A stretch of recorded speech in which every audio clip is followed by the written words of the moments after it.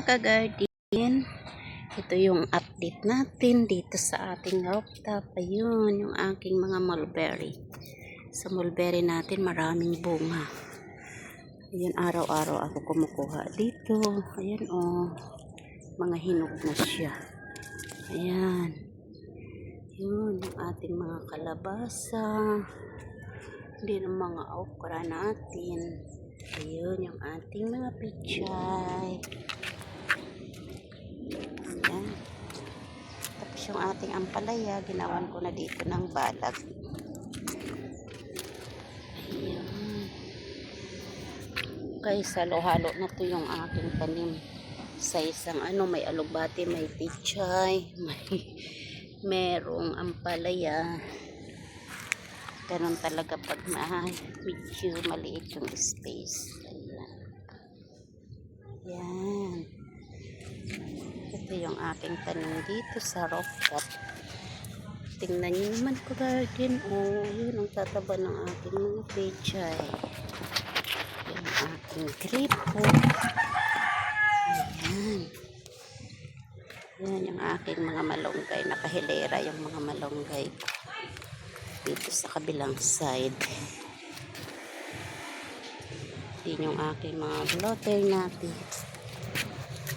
May mga harvest na naman tayo sa ating blotter natin. Yun ang ginagawa namin sa ating mister.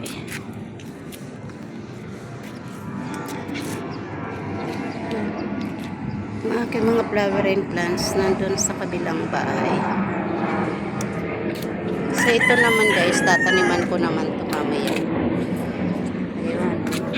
Ito may patanim ako ditong sibuyas. Sibuyas at saka pandan. Dito tayo sa kabilang side.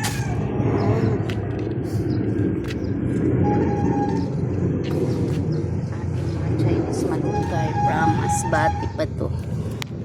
Ayun, tignan nyo, ang dami ng ating mga talbos ng kamote.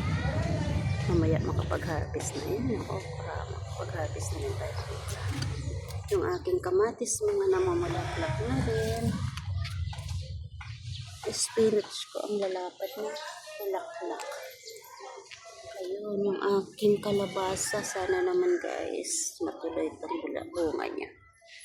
Ayan, ayun, may bunga na siya. Ayan.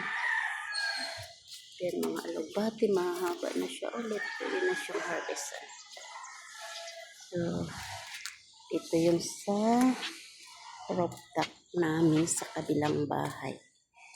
Then yung sa kabila naman, marami rin mga tanim dyan. So, ito na lang ang naging exercise natin araw-araw. Ayan, ang gaganda guys. Nakakatuwa lang. Ayun, okay. Thank you. Bye-bye.